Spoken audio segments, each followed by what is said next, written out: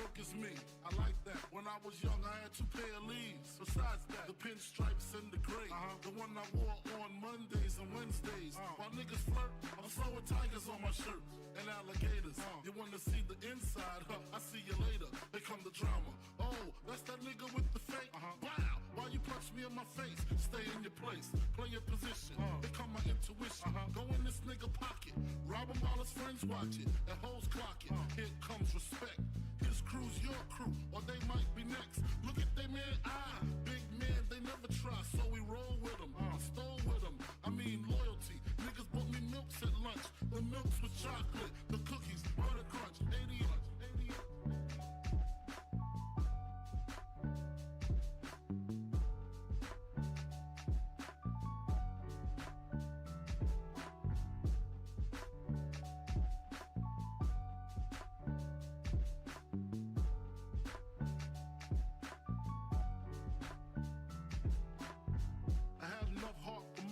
Long as I got stuff for most of them soft.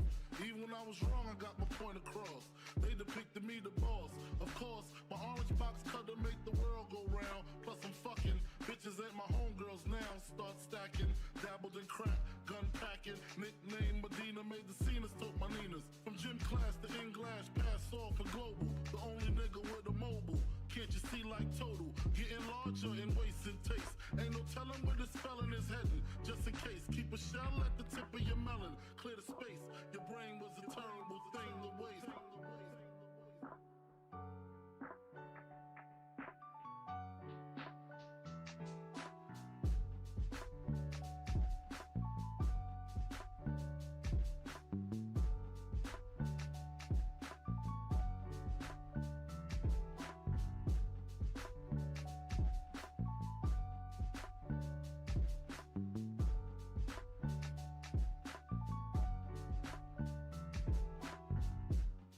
Realizing to master enterprise, and I ain't have to be in school by 10. I then began to encounter with my counterparts on how to burn the block apart. Break it down into sections. Drugs by these selections. Some use pipes, others use injections. Syringe sold separately. Frank the deputy, quick to grab my Smith and Wesson like my dick was missing. To protect my position, my corner, my layer. While we out here, say the hustler's prayer. If the game shakes me or breaks me, I hope it makes me a better man. Take a better stand, put money in my mom's hand. Get my daughter this college plan, so she don't need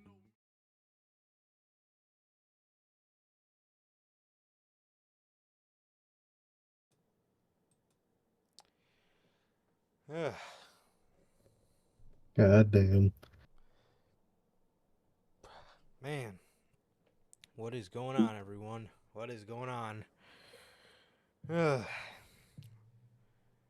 Man, first and foremost, bro. First and foremost, obviously, you see it by the intro. Yes, us here at the Notorious podcast want to send our love and condolences to the family of the Iron Sheik, one of the great pro wrestling legends, man. One of the great pro wrestling legends. Unfortunately, passed away earlier this week. So we just wanted to send our love and condolences out to his family and all of his friends. He made a huge impact on the business. He was a mentor to a lot of some of the absolute superstars that we know today, man. So rest in peace to the Iron Sheik, man. One of the great legends. Like I said, somebody who has a lasting impact on the business. My dad used to tell me about memories he had of the Iron Sheik. So, definitely left his mark on the business, man. So yes, again, we just want to send our love and condolences out to the Iron Sheik's friends and his family during this, what I'm sure is a very hard time for all of them. Truly, man. Truly. That sucks to go through, man. My condolences to his whole family, man. And it always sucks to see, man. He was a legend. And it always sucks losing a legend, man. His hatred for Hulk Hogan was amazing. Every day on Twitter, you just see him fucking talking shit about that fucking guy. Oh man, it was crazy, man. Dude was a generational hater, man, and I respect the hell out of that. And it just sucks, man. My condolences go out to his family, man. No question, bro. No question. One of the all-time great Twitter accounts. He really was, man. Yeah, absolutely. So, yeah, with that, man, man, man, uh, so the last time we spoke, we were Mhm. talking about, the last time well, not me and you, but the last time we spoke to you guys, the last time me Yeah. and Sir K spoke to you guys, we were hearing about Roman Reigns getting a new championship. So, well, not the last time we talked to you guys. The last episode of news. All right, Hmm. the last news episode. The last news episode we talked about how Roman Reigns was possibly getting a new championship. Well, they're doing it again. This isn't news, but I figured I'd mention it, dude. Apparently, WWE did a poll, and 80% of the poll voters voted that they want brand exclusive championships. Who the fuck? Well, first of all, who the fuck goes on WWE.com? First of all, fucking, I go on Yeah, there to that's get lame. pictures for thumbnails, but I have the pass. Who the fuck? Exactly. We have a real reason. Who Who just the goes on there and does polls? dude? Who in the hell? First of all, if you voted that you like brand exclusive titles, or the fucking name of the brand is in the name of the championship, you are a fucking buffoon. And I swear to God, if Asuka gets a new championship called the Raw or SmackDown anything, it's an instant mistake, man. Instantly. Exactly, man. Exactly. That sounds horrible. I hate the branded titles. It's so cheap. You just name it after a brand, use its color, and that's about it, man. And then you're stuck booking wise for that title for that brand. Look at the nightmare they're in now with the women's titles, all because they're branded titles. They wouldn't have this problem if they were just separate women's titles. It's a horrible system, man. First of Exactly. all, whoever went to WWE.com to vote for stuff needs help in the first place. But that actually makes I thought you were gonna say like a Twitter poll or something. I was going, oh really? No, it's fucking no wonder it's 80% because most of it, if you go to WWE.com, you love everything they do, bro. To vote for stuff. Yeah. Come on, dog. Come on. Yeah. Yeah. I don't know. I don't know. It's a Well, they also did a poll on who the fans want to see as Mr. Money in the Bank, and they voted LA Knight. I think 80% of the vote again went to LA Knight. But the thing with that is, we have a weird story about WWE finding plan Bs for winners for this. And for the yeah. men's, there is no fucking plan B, bro. He's the only option. I mean, seriously. Exactly. The only reasons you should ever have a plan B is for the injury case. Yep. And I don't think that's going to happen because their plan Bs are just what they decide that day. Yeah. That's what a WWE plan B is. Just on that day, just, you know what? I think we're going to go this way instead. That's not a plan B. Yeah. Like, I hate it, man. I hate it. Yeah. Yeah. No kidding, bro. No kidding. But yeah, man. With that, I guess we'll just go ahead and hop right into the intro, man. We got a pretty interesting week today here for you guys, man. We got a little bit more injury news, a bunch of Forbidden Door news, and just a bunch of couple of stupid WWE articles. Yep. And one that everybody's freaking out on that I don't really think is that bad. We'll go over that first, but we'll hit you guys with that first. But good lord, yeah, we got some stupid WWE stories in here today for you guys, man. As you can, I'm sure, tell by the thumbnail, one of them. Literally. So, what is going on, guys? We are back with yet again another edition of the Notorious podcast, man. This is episode 164 of the podcast, man. And with that, if this is your first time watching, you guys do not know how the show works. Every Monday, we're on here after Raw with Unscripted, and every Friday, we are on here at 4 p.m. Central with the news, man. And with that, if you guys did miss this past Monday's edition of the of Unscripted, is WWE going to acknowledge their horrible title situation on television? Well, I guess we'll find out tonight, considering what the hell they do with the Women's Championship, because that's one of the main problems we talked about.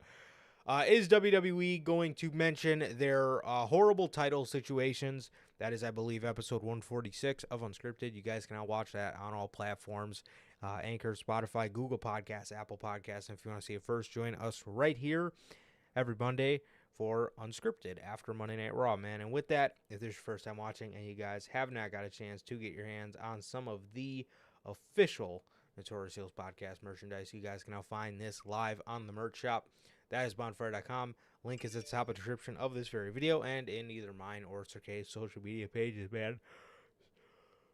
So, with that, you can get all 8 of these beautiful designs available. Like I said, more than just a t-shirt on bonfire.com, man. You got the Chicago flag design, the skyline design, the base logo design, the best kept secret to the IWC, the Riddler inspired design, the Notorious scratch logo, the only community that matters, the uncrowned kings of the IWC, and the Christmas merch, man. And also, again, I just want to give you guys a little heads up. We got some new designs coming for you guys, man. So stay tuned for that. And with that, man, again, you can get all 8 of these beautiful designs available in more than just a t-shirt live on the merch shop. That is bonfire.com. Link, again, is at the top of the description of this very video and in either mine or Sir K's social media pages, man. So, with that, if this is your first time watching, you guys do not know who we are here at the Notorious Heels podcast. I am Johnny Mayhem, one half of the host of this very show. And as for the other half, I got my man Sir K here. How's it going, dude? It's going good, man. Going good. Just been chilling out, man. Been pretty normal lately. Basically just waiting for Forbidden Door weekend, man. I can't wait. Just been chilling, man. It's been pretty normal, man. So I can't wait. Definitely can't wait, man. Plus I keep forgetting there's a dynamite we're going to 21st. before or after. Okay, it's before. Okay, I The have a last feeling. stop before Forbidden Door. So Let's go, man. Let's go.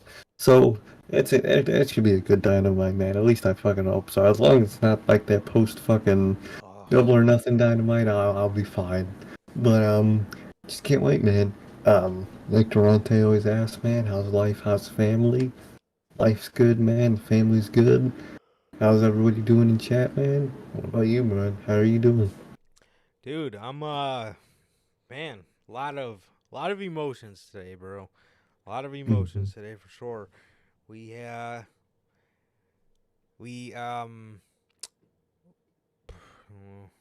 don't know how to word this. Cleaned out, moved out / cleaned out, of my childhood house, for the last time, man. So it was a little rough, man. It was a little rough, but doing better, man. Yeah. So it was a little rough. Yeah. Just wait until 4 o'clock, man. So, yeah. Exactly. Yeah, so it was rough. It was rough. I'm still dealing with it, you know. It's just it'll come with time, I guess. But yeah, it sucks, but I'm here, bro. I'm here and I'm doing good. Yeah. Excited for I'm excited for Dynamite, man. I'm excited for Dynamite coming up. Very excited for that. I'm excited for maybe Collision. Still up in the air, and then Forbidden Door weekend is gonna be a banger. Just the weekend in general, man. Just the weekend in general should be pretty fun. So yeah, we got a lot of exciting stuff coming up, man. And then literally right after that, jump into Money in the Bank. So that should be pretty exciting as well, man. So it's it's fun time, man. For sure, for sure. Definitely got a lot going on. But yeah, dude. So to start you guys off, man, we're gonna talk about a story that a lot of people, in my opinion, are jumping to the gun on. Eh, we'll see what you guys think, man. And I want to hear what you think, okay? WWE reportedly has long-term plans to turn Roman Reigns babyface. Okay. According to Dave Meltzer of the Wrestling Observer newsletter, WWE's ultimate goal with Reigns' massive push is to turn him into a fan favorite and the special attraction superhero babyface for major events in the future. Along the way, Reigns is expected to feud with his bloodline stablemate Solo Sikoa and rekindle his WrestleMania rivalry with Cody Rhodes. Oh boy. However, the Yeah. final destination is the downfall of a heel Reigns and the rise of the most beloved babyface in WWE. Alright. I mean, Yeah. I think I saw people freaking out about this, man, but like, who fucking cares? First of all, not only will he rarely ever be around by that point, he's barely around now. Let alone when he's fucking when he finally loses those titles, dude, he'll fucking never be here. Yeah. It's not. People think it's gonna be the 2016, 17, 18, 19 Roman Reigns. It's not gonna be that, bro. No. First of all, exactly. First of all, the character is gonna be totally different. Yo, what And up, second of Durante? all, what's up, Durante? He'll barely be around anyway. So even if he is slightly annoying, he's not gonna be. He's gonna be what, a 2 time a year annoyance. Even if he is bad again as babyface. Yeah. SummerSlam, maybe the Royal Rumble, definitely Mania. That's all he'll be around for. And SummerSlam's a maybe.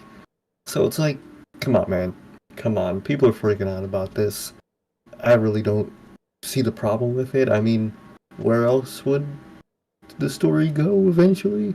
Yeah, what he's gonna do? Fucking Just have the ultimate loss as a heel where he just loses everything and it's just still being a prick for no reason after that. yeah. It eventually has to turn into him realizing his mistakes and making amends for them. That's any human being with a brain could have guessed that's what's next for the story, man. So it's logical, and I really don't mind it, man. I really don't. Again, even if it does suck, we'll barely see him anyway, so who cares? Mm. So I'm down for this, man. What about you, man? Yeah, I couldn't agree more. Most of like every reason you just named off is why I don't understand why people are freaking out about this. Roman Reigns is a delusional heel right now. He can't just be delusional and a prick, lose all of his family, and then just stay a prick. Like what? He can't. Like you know how much money you're missing with telling the story of him just hitting rock bottom and him realizing everything he did wrong and trying to get back in the good graces of his bloodline. Like, and like you were saying, he probably isn't going to be around too much to the point where people are going to love him anyway, because what the fuck happened when John Cena went away? People started to cheer him because they miss him. You know what I mean? So I don't understand. People see this report and people were acting as if WWE's fucking turning him heel tonight on SmackDown, you know, Like, or turning him like, dude, babyface. yeah, I know. Like it's gonna be like a year after he loses the titles, and he's finally gonna start the process, man. Like what? First of all, once this whole Bloodline feud is done, he'll probably be gone for like a fucking year anyway. Yeah. He is taking the biggest 6 months vacation in the minimum. world. Minimum. Yeah. Like, dude, why do people care? It's gonna be fun when he's babyface again because what's there to lose at that point? He's just the special attraction now. As long as you don't put him against Brock Lesnar, people will be fine. Fuck. Which they probably will at one point. You know they're gonna do at least one of those matches as a The babyface Roman again. Beast versus the nice Hawaiian man. I was gonna Whatever. say, I wonder what his new identity, because he went from the big dog. I don't think they're gonna bring that back. Um, because that will actually get fans mad. I wouldn't care because it's funny, but people would hate it. I wonder what they're gonna call him. You know, big dog, the tribal chief. Um, maybe the big loser at that point. Who fucking knows? Um, it's gonna be fun, man. I'm actually excited to see how they do it. And that's the thing too. That's also the other thing I don't understand. The whole argument of him going back to the big dog. Dude, Paul Heyman literally just did an interview where he said Roman Reigns was so fed up with WWE, he was not coming back until he got to play a character other than the big dog because he fucking hated it. He is the reason he's heel in the first place. He Yes. hates the fucking big dog character. It made Like, no come sense. Like Paul Heyman literally just did an interview saying that Roman Reigns hated the big dog and he was what was his wording? He was fed up. He was fed up with the booking and he told them he's not coming back until he's not the fucking big dog anymore cuz it sucked. It fucking exactly. sucked. And if Um they ever call the big dog again, they better have Michael Cole on commentary. Because if he retired by God. then, you ain't doing it. I'm not gonna hear fucking Kevin Patrick say the fucking big dog. If it's not Michael Cole, I don't want it. The big dog. I miss that shit. That Dude, shit was so bad. It was amazing. fucking Michael Cole, bro. The big dog. As it's there's just a fucking giant CGI dog fucking that Oh Roman my Reigns is god. walking under. I hated that fucking thing, man. Ugh. Ugh.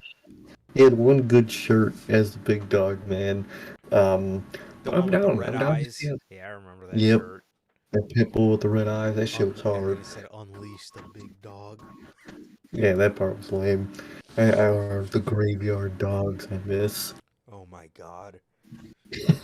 That was what a fucking garbage era of Roman Reigns, man. And The that was like grave fucking 8 years. That was into it too. oh man. Ugh. Fucking Fucking hey, man. But I'm actually excited to see how they do it, man. I'm looking forward to it.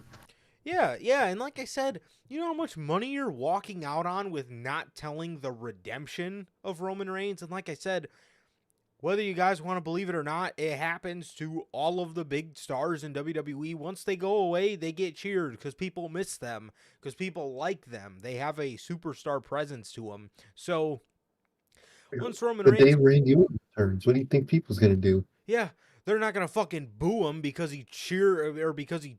They probably won't even boo him if he cheers or cheers. They probably won't even boo him if he turns on Matt Riddle. They'll Oh, probably dude, that'll be the pop big because that'll be the first RKO they've seen in a fucking year and a half. dude. That will be the biggest pop of whatever that night is. I'm already telling you. Like, come on, bro. People are gonna love it. I don't get it, man. Imagine the moment when Roman Reigns is a genuine babyface again, where he gets to genuinely hug Jey Uso, man, and Sami Zayn. Imagine that interaction. Imagine how Dude. amazing that's gonna be. Ugh. That's some good shit right there, bro. Yeah, incredible. Absolutely incredible, man. Yeah, that sounds fantastic. That sounds fantastic. But yeah, I mean, you know how much fucking money you're leaving on the table here? It doesn't make any sense, man. It doesn't make any sense. So, yeah. A lot of people are freaking out about this. I don't see the worry in this whatsoever. I don't see the worry in this whatsoever. Like I said, you're almost doing yourself a disservice if you don't tell the story of him becoming a babyface again. So, Exactly, man. Exactly. yeah, man. With that, speaking of some of the stupid ass WWE stories we have, WWE management loves Veer Mahan. And They have a big future for him in the company. let's go. I need a tag team. Veer Mahan. Oh no. I forgot his name. Von Wagner. I need that tag team. That's his Holy name. shit. Veer Mahan, Von Wagner, man. I Sounds need it. fucking brutal. so, It's brutal, alright. so WWE is headed to India on September 9th. Actually, there's no word on that if that's going to be if it's going to be aired or not. Of what? That India show? Oh yeah, I don't know. They didn't say anything. I know it's technically a live event. Yeah. Sometimes they air those shits. Yeah. I have no clue. I feel like they might just do it. Yeah. Yeah, so WWE is headed to India on September 9th, and Indusher will likely be involved on the Let's show, go. and we could see them involved in a big match. I did hear a rumor going around that they were going to have them beat Sami Zayn and Kevin Owens for the fucking tag team championships. Uh, I don't think they're that dumb, man. No. I really don't. It's I DIY feel or no one. exactly, dude. Ain't no way. I refuse to believe that, man. I refuse. At the very least, I'll take American Alpha, but it needs to be DIY. Exactly, man. Exactly. So Indusher will be involved on the show, and we could see them involved in a big match. It is not clear if the event will be televised, but there's a good chance it will be a PLE. WWE Insider BWE, or Better Wrestling Experience, tweeted on Monday that fans should not downplay Veer because he's being tailored for a big future in a few years, and BWE put him over as top quality. Yeah, I mean, I talked about it on Monday with Indusher, but it's like, I like the look of him. Jinder looks mean as shit. Like, he looks like a really good manager, for them. Or, like, not manager, but, like, leader of the group. But, like, Jinder's great. He's been great in that role. But, like, I don't know, man. I just feel like the team just has a short shelf life. This doesn't feel like a long-lasting tag team to me. No. Veer Mahan and Indus them always saying, we're going to push these guys to the future. They said the same thing about Gable Steveson, and he never fucking wrestled because he probably fucking sucked. And not saying these guys, are complete garbage, but, like, they just don't got it like that, man. I think this career for them is temporary. Definitely, man. Yeah, I mean, I feel I don't know. I just feel like the ceiling the ceiling on this tag team is a little just. I mean, it's a big monster tag team. I could think of like two of them off rip that like Triple H could bring back and easily have more success. Authors of Pain and Sanity. Sanity. Author Sanity wasn't really big guys, but they were kind of, I guess, monsters, if you will. But AOP for sure. They were monsters. Who's another one? God, what? Heavy Machinery. Bring back Yeah. Tucker Knight and put him with Otis. And you got a decent Yeah.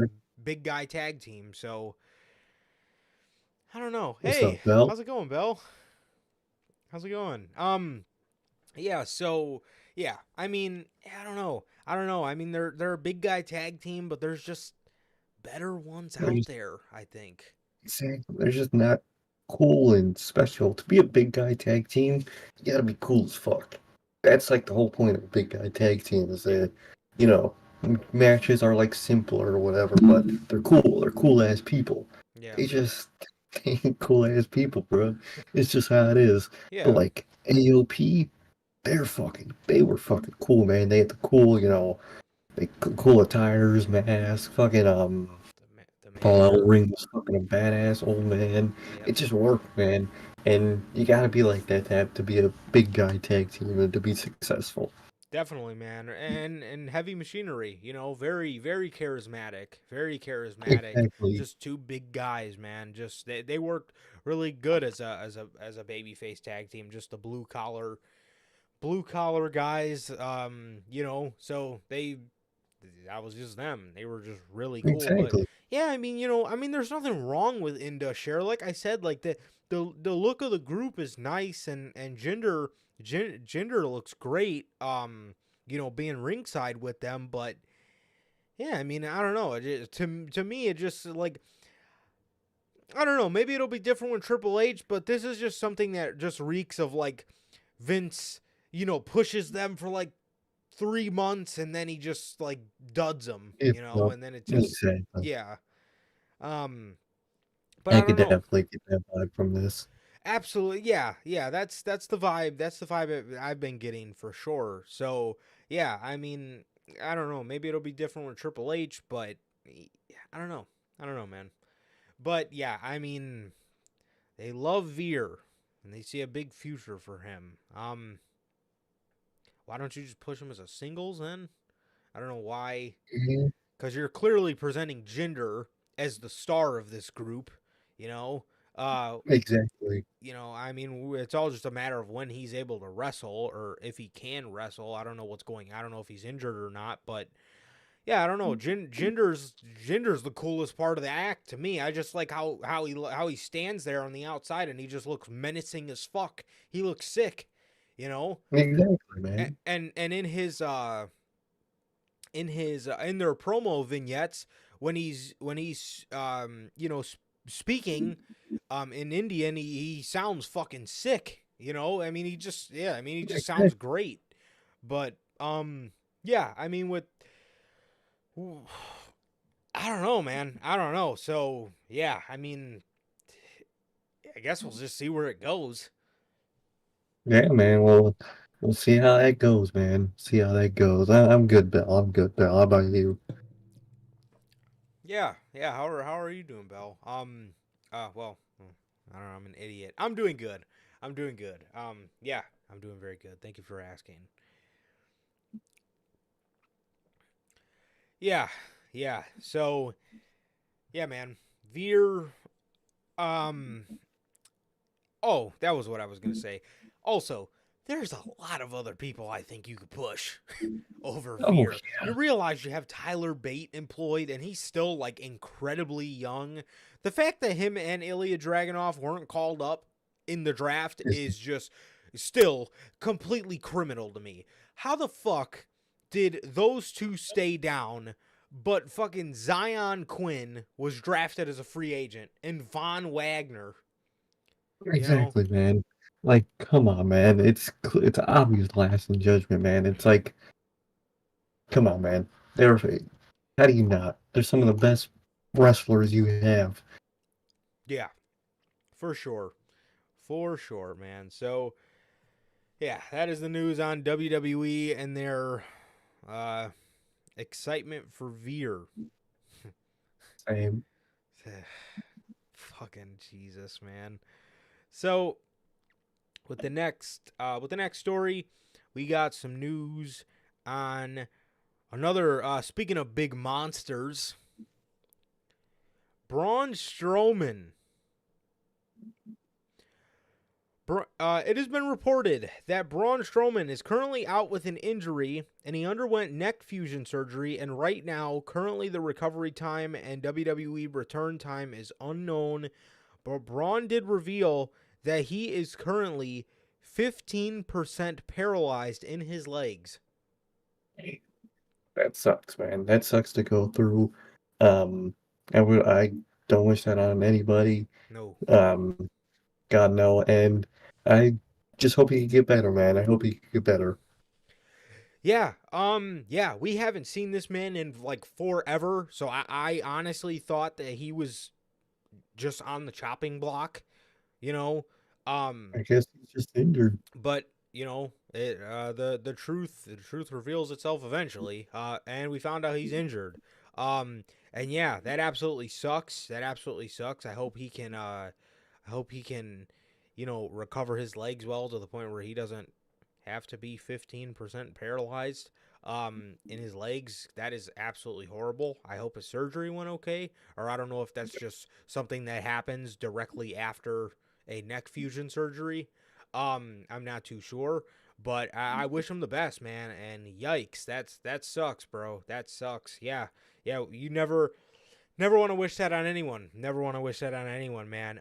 And you know, Braun's just Braun, man. So I hope he He gets recovers better, well. man. Yeah, and we could see him back, running around to fucking train noises in no time, man. So yeah. Definitely, man. Definitely.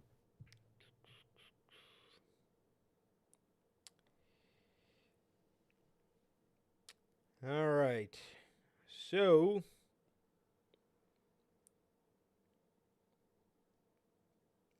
speaking of people that are injured or at least were injured, jumping over to AEW for a second here. Andrade El Idolo.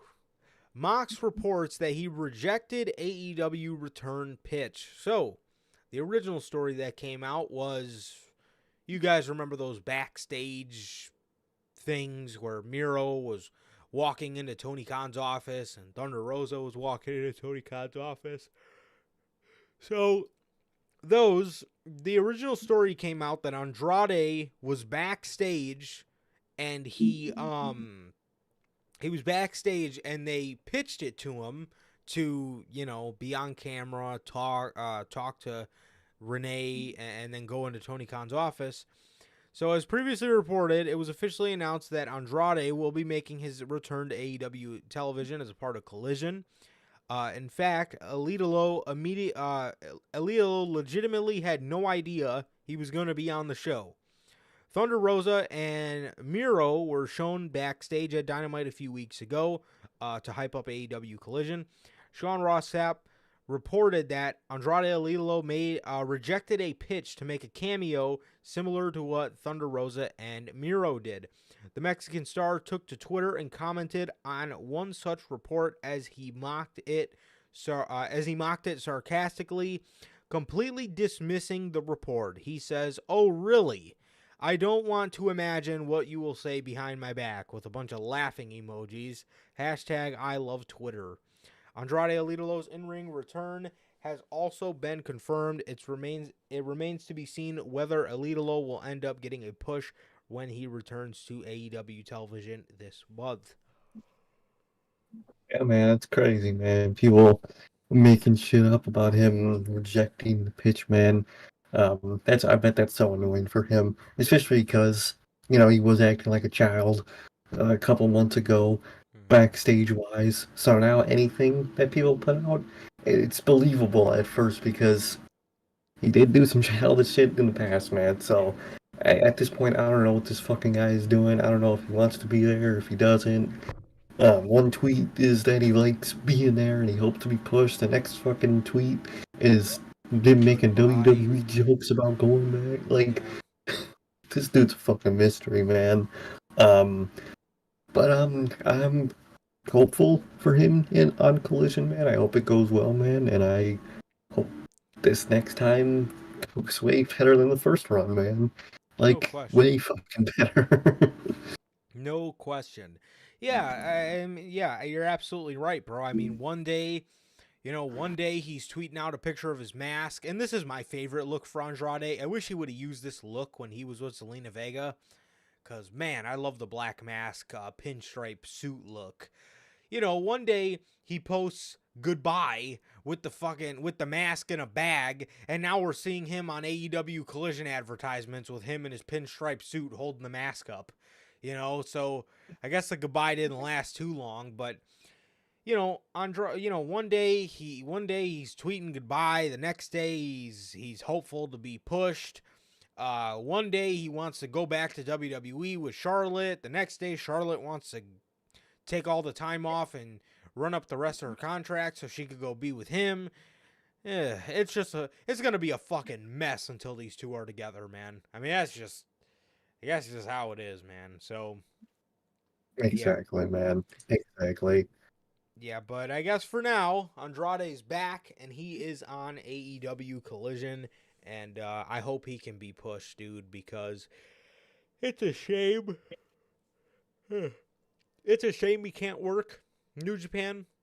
Yeah, which is the Forbidden Door show, which is ridiculous because I believe he used to do Triple A at New Japan before he went to WWE. So as La Sombra, so I exactly, man. So it sucks that those companies have a beef, man, because fucking Andrade would be perfect oh my to be god, one of those 50-50 guys in New Japan, dude. He'd be so perfect over there.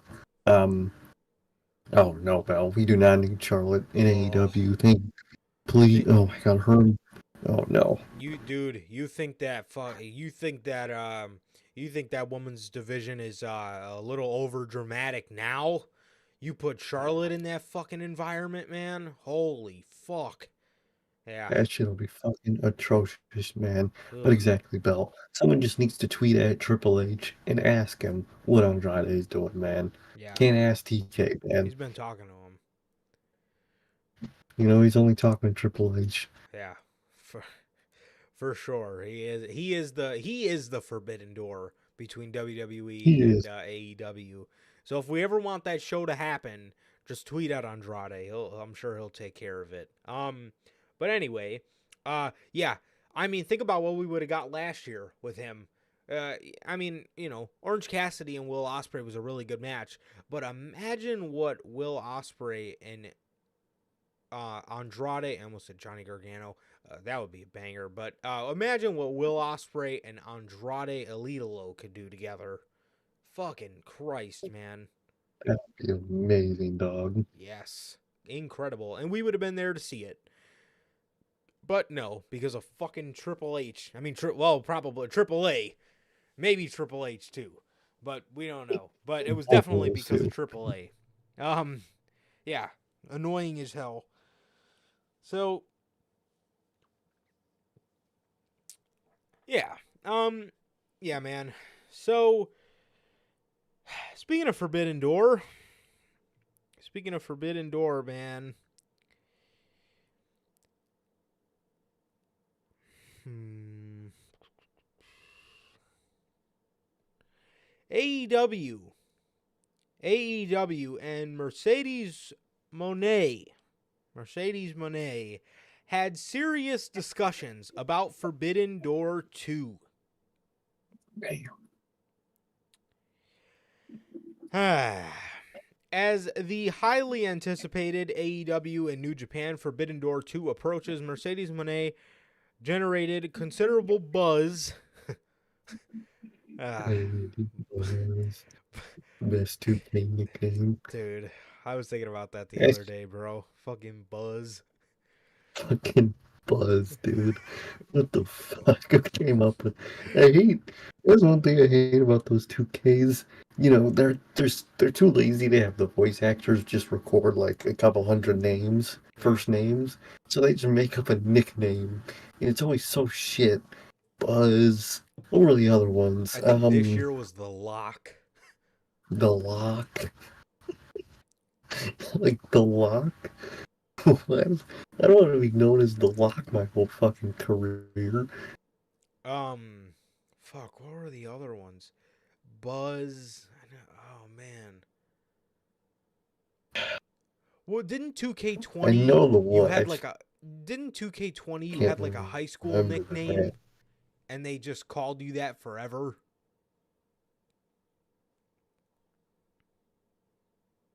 Yeah, I think that. Man, fuck. I now remember, man.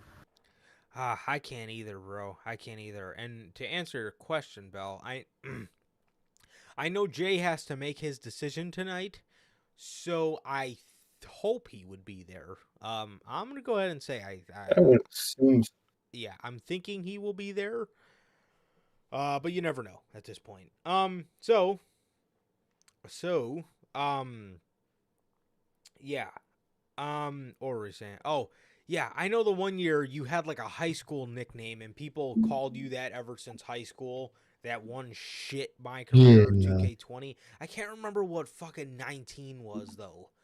I can't remember what, or yeah, cuz wasn't Buzz 18? I think. No, I think Buzz was recent.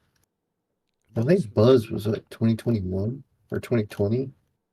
I No, think Buzz was more recent. I thought Buzz was 19 or 18. I thought. Um, I couldn't tell you then. I don't know. I gotta go back and look. But yes, Mercedes Moné generated a considerable amount of buzz due to her affiliation with New Japan Pro Wrestling. Fans want to see her long-awaited AEW debut at the event. Sadly, fans' hopes were dashed when Mercedes Moné sustained an injury at New Japan Resurgence on May 21st. She was facing Willow Nightingale, and things had to change. Now Willow is the New Japan Strong Women's Champion, a title that was created for Moné. According to Justin Barrasso of Sports Illustrated, sources close to Tony Khan confirmed that there were sustainable discussions with Mercedes Moné before her injury occurred. While her absence from the Forbidden Door pay-per-view is disappointing, it's encouraging to know that both parties were open to the opportunity of working together. The future of a relationship between AEW and Mercedes Moné will reportedly become clearer once she receives medical clearance to return to competition.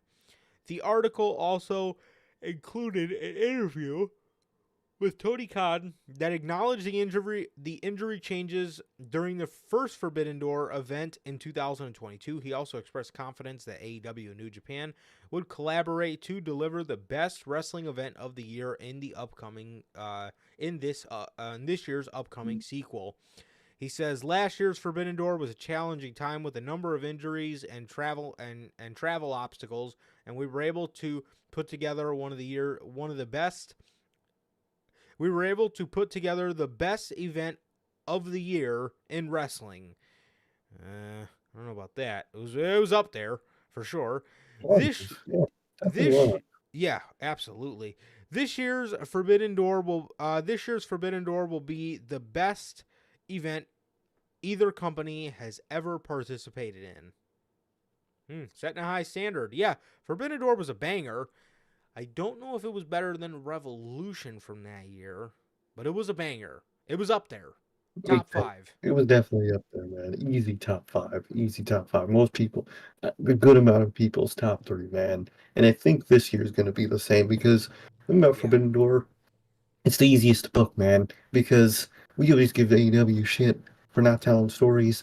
This the one pay-per-view of the year where they can get away with that shit. The whole point of the pay-per-view is dream matches.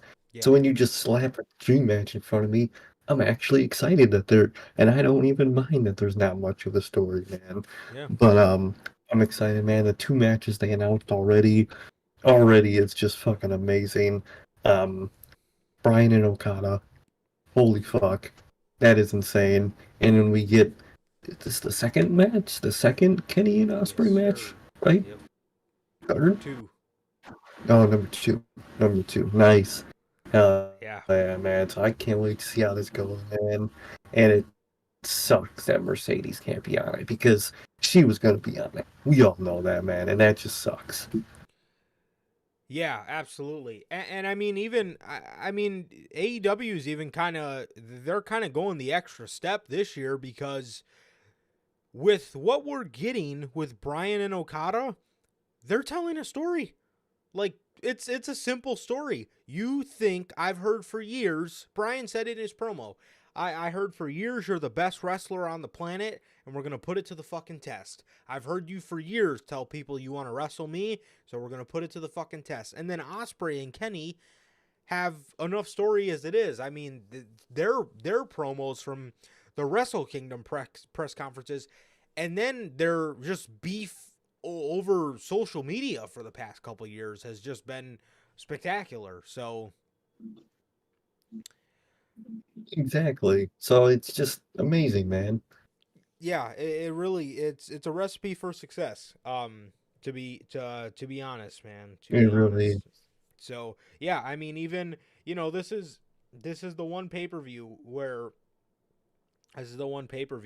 I will actually give them a pass for not having any stories, but they're actually telling like a decent little amount of stories. Like it's just simple stories here, and I like it.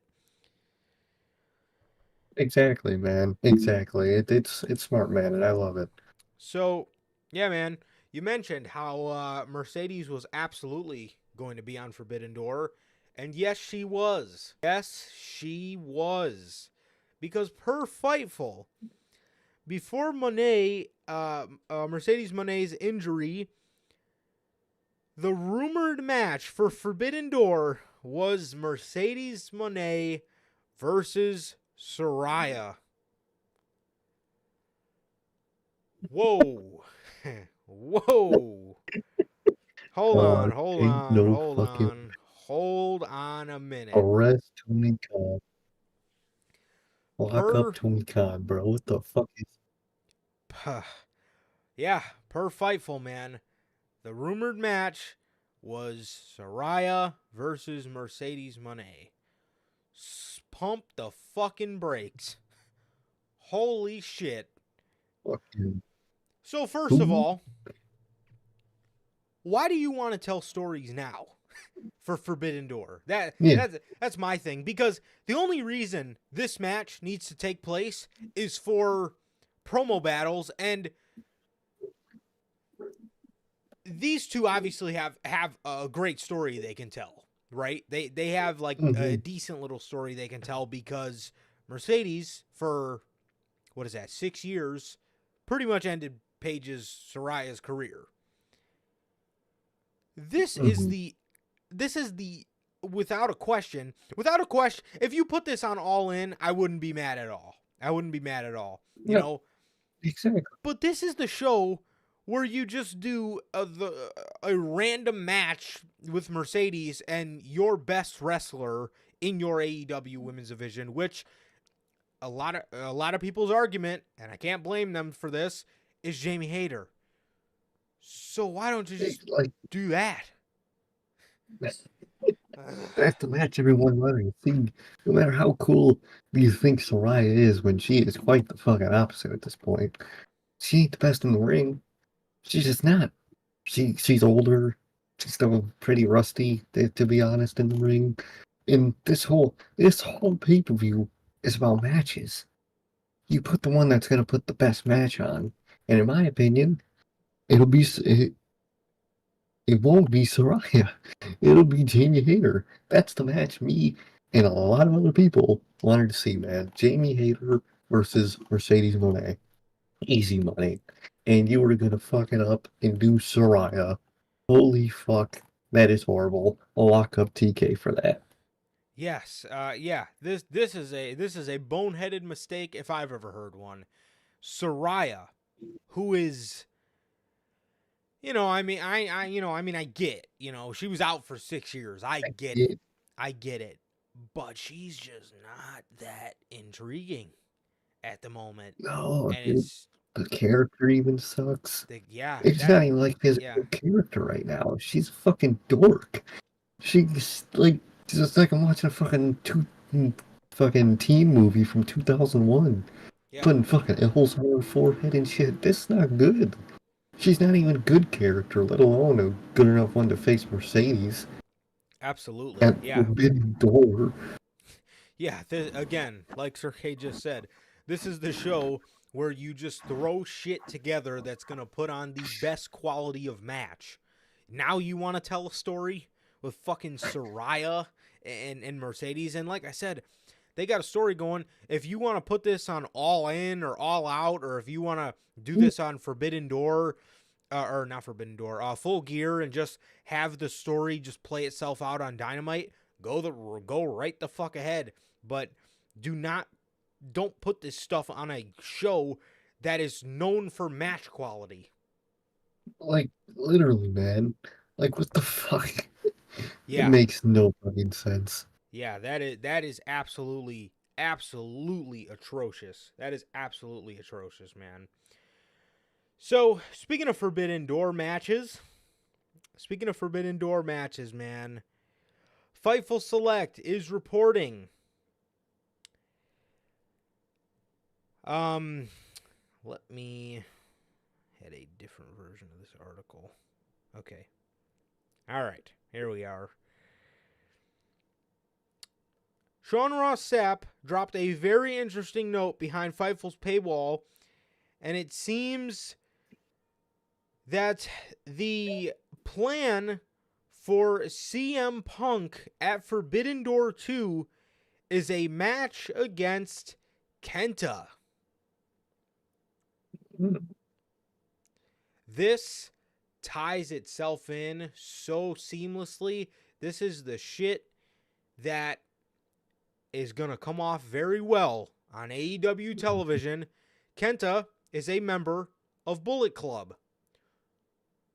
AEW wanted to add some shock value. I read a story, or I heard a rumor earlier this week about AEW wanting to add some shock value to that first episode of Collision, or they didn't just want the main attraction to be the Punk match. If you ask me, I think Kenta will come out at the end and go face to face with CM Punk, and that will set up their match for Forbidden Door 2. And then, as for FTR, do they face Bullet Club Gold on that show? Do they face Jay and Juice? I can see that. I think that'll be the plan. Yeah, I'm not sure. I'm not too sure. I'm not too sure about that, but we'll have to wait and see, because I guess technically that's still like AEW versus AEW. So I don't know. We'll see though. We'll see. But because Bullet Club Gold is technically AEW's Bullet Club. Right. So I don't know how that's gonna work. Yeah, but Bullet Club is still like Japan. So it's a weird situation, man. But yes. Kenta and CM Punk, I like that. I do too, man. Yeah, so who knows, man? Because like Sir K just said, Bullet Club is still New Japan's IP. It's still their intellectual property. So I don't know, man. But yeah, if you ask me, I think it'll go something like that. I think he's gonna face Kenta, and then he'll go right into his feud with Jay White. So Sean Ross Sapp dropped a very interesting note behind Fightful's paywall.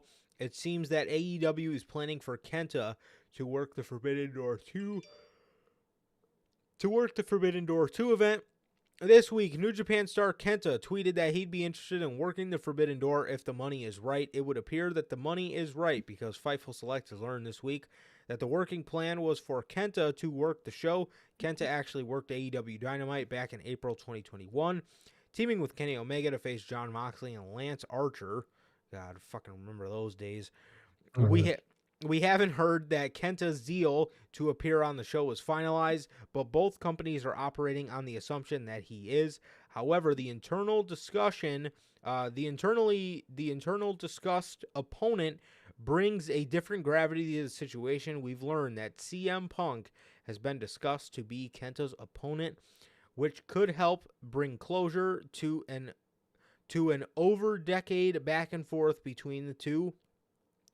Throughout their careers, each man has taken shots at each other, emanating from Punk using Kenta's go-to-sleep finishing move.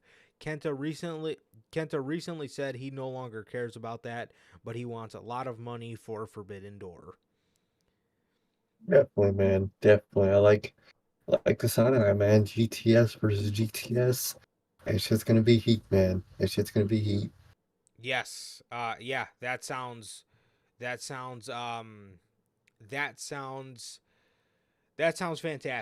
That sounds fantastic. Punk versus Kenta. It's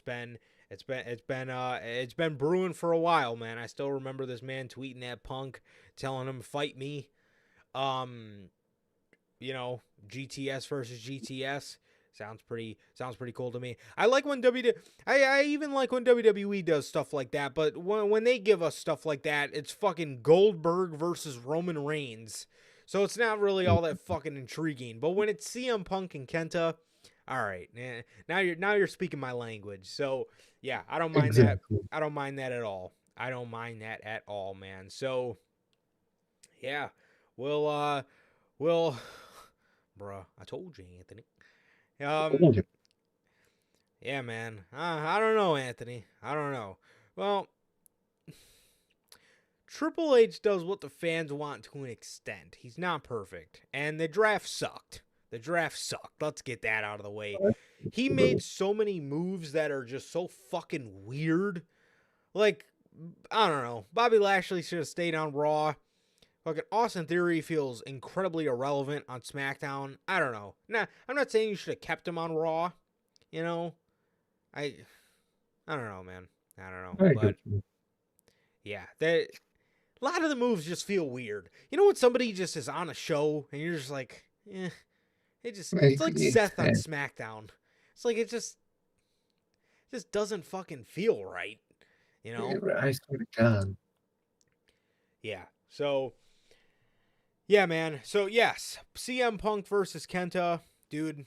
I'm excited for it, bro. I'm excited for it. That show is just gonna be a banger all around, bro. We got Osprey and Kenny, Bryan and Okada, fucking Monet and Saraya, fucking CM Punk and Kenta, dude. You know, Oh god, man. dude. I am very glad we dodged that bullet, which sucks because Mercedes Monet on Forbidden Door should have actually been a banger, and it was Saraya.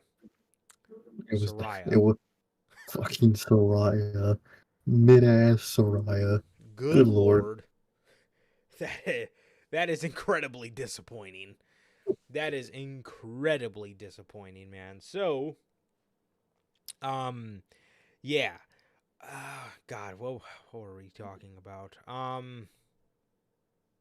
was gonna say something about Forbidden Door. I can't remember what it was.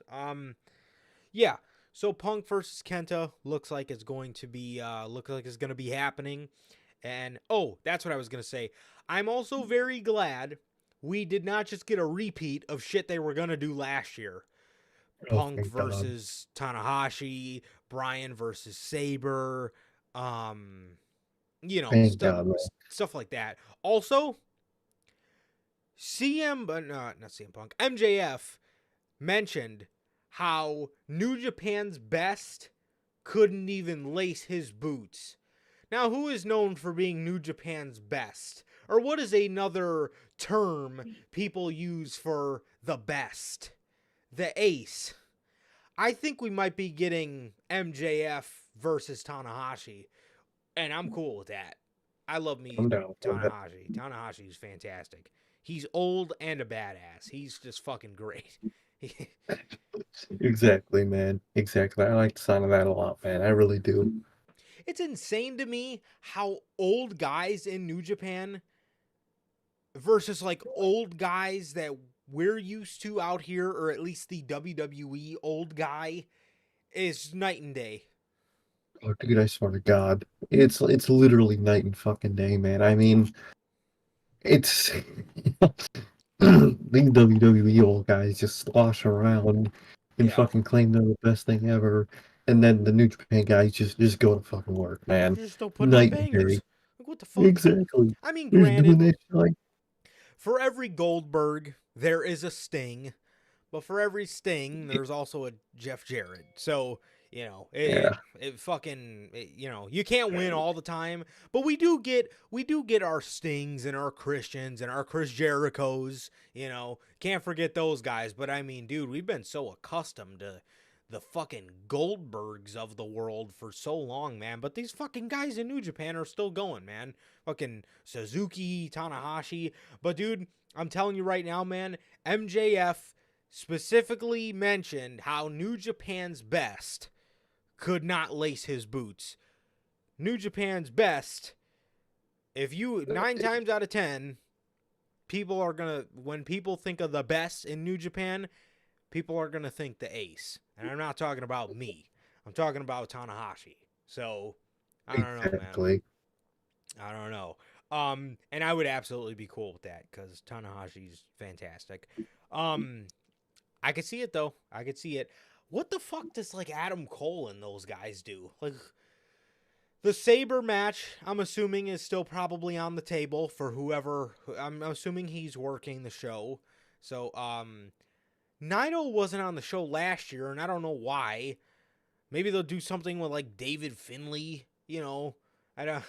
I know. He's okay. He just sucks as a Bullet Club leader. Not He was really so New mid. Japan's biggest name. You know, so I don't know if he. I don't know. I don't know what you do. I don't know what you do with a lot of the names. Exactly. Oh yeah, we gotta get Bill. We need Bill Goldberg versus Oh fuck. Evil. What the fuck? Goldberg versus Suzuki. That was just Suzuki and Goldberg, bro. I fucking need that shit in my life. Fucking A, CM Punk man. who? Okada Golly. who? That sounds. Yeah, I don't know if Naito. I don't know if Naito wants to work the show. He didn't work the show last year for whatever reason. Can't remember why he didn't work the show, but there's, I mean, there's names. There's names, dude. Fucking Naito versus Andrade. Oh my god, the matches that are left on the table here, man. Fucking AAA, man. Damn, that sucks. They could they could do so much cool shit, and I hope they can do a lot of it this year. Definitely, bro. Definitely. Also, yeah, I mean, AEW has a lot of big names, man. A lot of big names. I mean, you're gonna have to leave some people off. I'm assuming a guy like Keith Lee is probably gonna be left off the show, even though you could put him with anybody and have him give you a breakout performance. But man, I don't think they'll let him do it for whatever No, reason. probably not. But man, it sucks because there's a lot of names and we only have so much time on pay-per-view. So it sucks, but either way we're going to be getting a banger of a show, man. But unfortunately you can't fit everybody on the card. Exactly, man. Exactly. Yeah. That's why I need it all out in Chicago. Bill Goldberg versus Big Bill. We need to shut this Goldberg narrative down right now. This man does not belong. This man does not. Oh God, I know they're gonna bring him in too, but Forbidden Door of all shows, holy shit! That is the most polar opposite place in the world to debut that asshole. Maybe we should do, since we're on the Goldberg train, maybe we might as well go ahead and do like Hogan versus Flair on this show. What do you think about that? Yeah. Or how about this? Goldberg versus Bret Hart. He needs to get his revenge. Exactly. He needs to get his revenge, man. I like the sound of that. That's a perfect match. Or how about this, man? The AEW fans are clamoring for it. All in, CM Punk versus Goldberg, because CM Punk is going to avenge Goldberg ending his hero's career. Exactly, man. Exactly. Love it. Top tier storytelling. I wonder if Goldberg's going to be a Collision guy, or if he's going to be a Collision guy, or if he's going to be a Dynamite guy. I hope he's a Rampage fucking guy. I hope he is too. Yeah, I hope he's an unemployed guy. I was gonna say, I hope he's an unemployed fucking guy. Yeah, no question. No question. So, yeah, yeah, no kidding, bro. No kidding.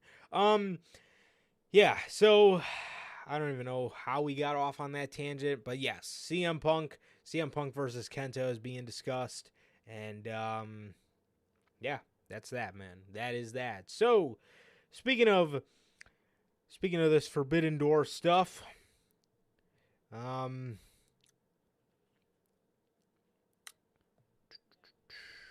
or not Forbidden Door stuff, CM Punk stuff rather.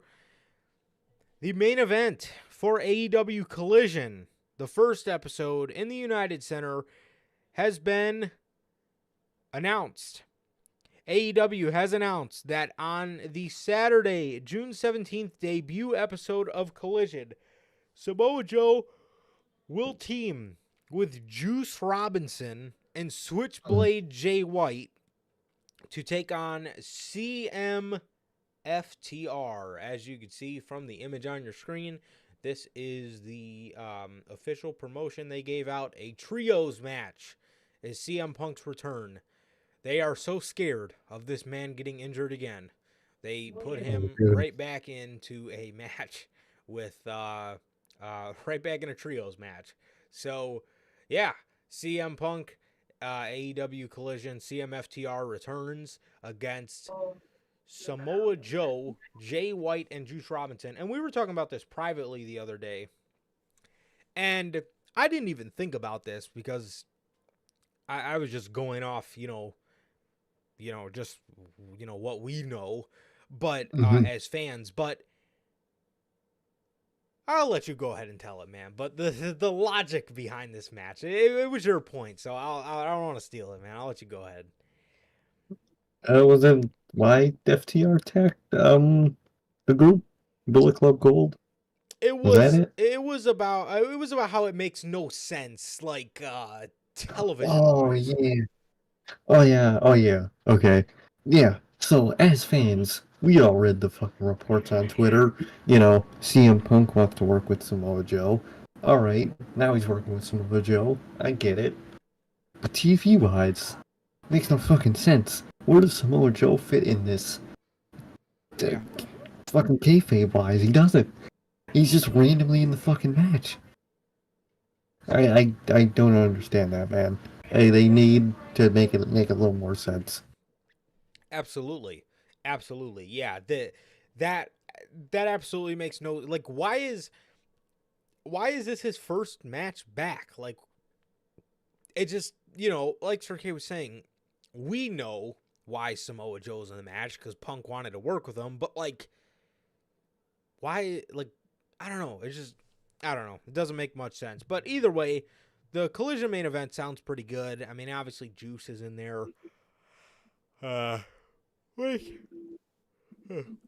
Which I guess is okay for him because he's a Chicago boy, so Yeah. it's nice to get him some hometown stuff in there, some hometown work, but yeah, makes no sense in terms of why this is Samoa Joe's first match back or why they just up and announced him like that, but I don't know, man. I don't know. So, Exactly. speaking of Bullet Club Gold, you know it was coming, bro. The shit gets fucking worse. Fucking, that is the most. I'm saying it right now, bro.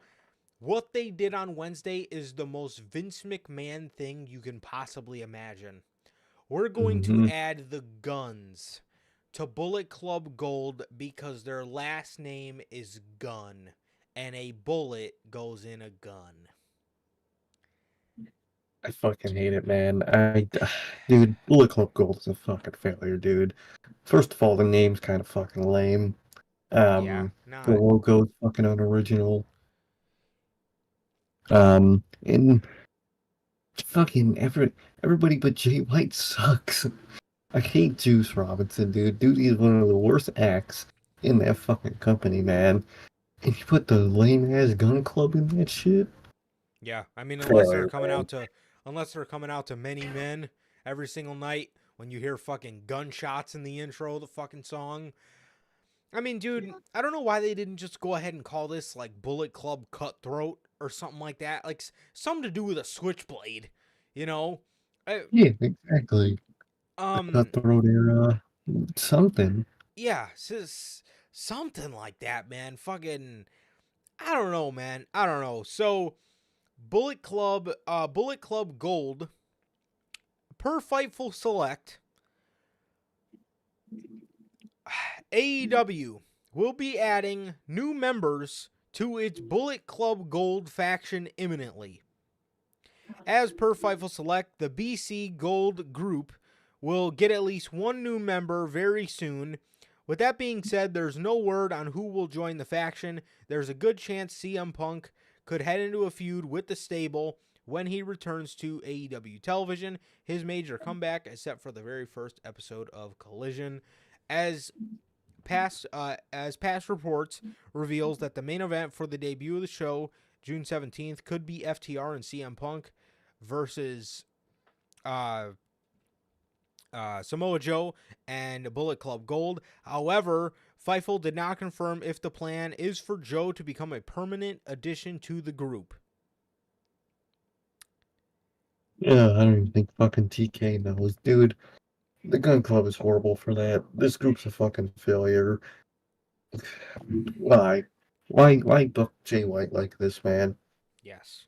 Yeah, I mean, if you like when I think of Jay White, why didn't you go with a red theme for Bullet Club? Gold? Now I'm Yeah. not saying call it Bullet Club Red. You could call it Bullet Club Cutthroat and just make your primary color red. Jay White just looks good in red. Why is a fucking group called Bullet Club Gold? Because they're the gold standard. Oh, fucking please, Juice Robinson, really? Fucking. Gold standard. Juice fucking Robinson. And obviously, this article came out after the fucking Guns pretty much joined the group. Oh, actually, Uh-huh. it came out before. It came out that morning Oh, did before. I say after? Yeah, I meant Yeah. before. This article came Oh, out before this happened, which is obviously why it says nobody joined the group yet, but obviously we all seen Dynamite. The fucking Gun Club look to be the members that are joining imminently. Dude, if you wanted cool people to join this faction, first of all, you're looking at a guy who wouldn't be so bad in the group at all. And Bullet Club used to be known for adding big names into the group, right? We added, Prince Devitt. He's the first member of the group. All right, then we moved on to adding AJ Styles, who was a huge name at the time, still is a huge name. He became leader of the group. Kenny Omega, up-and-comer, right? Young Bucks, all those guys came up together. Those guys became huge fucking stars. Then we added Cody Rhodes into the group. Hangman was in the group, transformed himself into a huge star. After Kenny left, we had another up-and-coming guy in Jay White, who, became the leader of the group. We add big names, or at least up-and-coming names to the group. One of the two. You add the Gun Club, and don't fucking tell me they're an up-and-coming name, because the coolest thing about them is the coolest thing about them was their one-time use of a fucking 50 Cent theme song. And going with the theme of adding big names, you didn't think Samoa Joe was going to look cool in that group? Now Samoa Joe standing next to the Gun Club immediately looks like shit. Also, another guy that can come in and be really cool in that group. I prefer him as a loner anyway, but if you're going to put him in any group, Pac in some Bullet Club shit would be pretty fucking sick if you ask me. Exactly, dude. Exactly. Like, that's perfect. He fits the vibe perfectly. And it would be fucking awesome. And you have fucking Juice Robinson's mid-ass in that shit. I hate it. I fucking hate it, dude. Bullet Club is supposed to be the cool guys. The cool bad guys that fucking are just the top cool guys. And they're fucking hot. They look like fucking dorks, dude. Yeah. You have Jay White. You could have Pac. The tag team right now is probably the hardest to put in there because not many of them in AEW somehow right now. Yeah. There's just not. You can find them all over the business. You can find a cool enough group to put in there. You can do a million things, man, and you're doing the worst possible options. Bullet Club Gold is Bullet Club failure, and it sucks to see that both iterations of Bullet Club right now are about as pointless as you could fucking get. David Mid Finley is leading the fucking New Japan led one, and Jay White, who in himself is fucking awesome, has fucking a bunch of cronies with him. What a failure. Also, another cool name, and this would be amazing because it would play into the fact that Don Callis trying to prove that this man is better than Kenny Omega. Takeshita. That would be a really good one. I didn't even think about that. That Yeah. could be a really good one. Takeshita, like, what the fuck? Like, all these fucking names we just listed off to you guys, and you fucking put the Gun Club in there, and I fucking know, and it's such a Vince McMahon thing to do. You put the guns in there because Tony Khan was sitting there, and he was like, oh, guns, Bullet Club, gun, bullet. Yeah. Oh, man, let's fucking and he fucking wrote it down in his notebook, and on Wednesday he flipped it open, and that was the first fucking page he went on. Put guns in the Bullet Club. Dude, fucking this group fell so far down the drain. So far down the drain. Dude, yeah. Yeah, that's rough. And again, I don't really know who you could put in there as a tag team. I'm sure there's something you could. If you wanted to maybe bring the AOP in, I think they're definitely more loyal to Triple H, though. So I don't know if you got really a good chance at that. But dude, again, you have so many. I'm sure you could find somebody. I'm sure you could find somebody that you could put in the fucking group, man. So, yeah. I mean, if Tama Tonga is gonna be a free agent soon, see if you could get God. You know, Exactly. Revive the firing squad. That shit would be awesome. Like, do something completely unique. Revive that shit. Yeah. Add cool people in the hat. Something, man. Fucking something. That's not this. Yeah, for sure, bro. For sure. Yeah, I mean, again, all these cool names we just listed off to you guys, and they go with the fucking Gun Club. Now whoever joins dude, this is literally what happened with the Firm. The Firm, everybody was like, oh man, Stokely's group is looking pretty cool. And then they added the fucking guns, and it just killed it. It just fucking killed it. Adding those two to anything just kills the whole fucking thing, man. Fire them and just start over with this fucking faction. Yeah, I mean, they added Ethan Page, and everybody's like, oh, okay, cool. He got Ethan Page. Then they add Lee Moriarty, and it was like, oh, okay, cool. Then they add fucking Big Bill, and it was like, all right, that's a little less cool, but not that bad. And then they fucking added those two, and the group was fucking over before it even started. Exactly, man. Exactly. The whole point of Bullet Club is cool people, and you're not putting cool people in that fucking group, and it's gonna fail because of it. It's a classic AEW TK faction. Just throw a bunch of fucking people in a faction and call it a fucking day, and it always turns out like shit. Yep, absolutely. And Jay White is also a victim of it. That is sad. Yes, the Switchblade is huge. Huge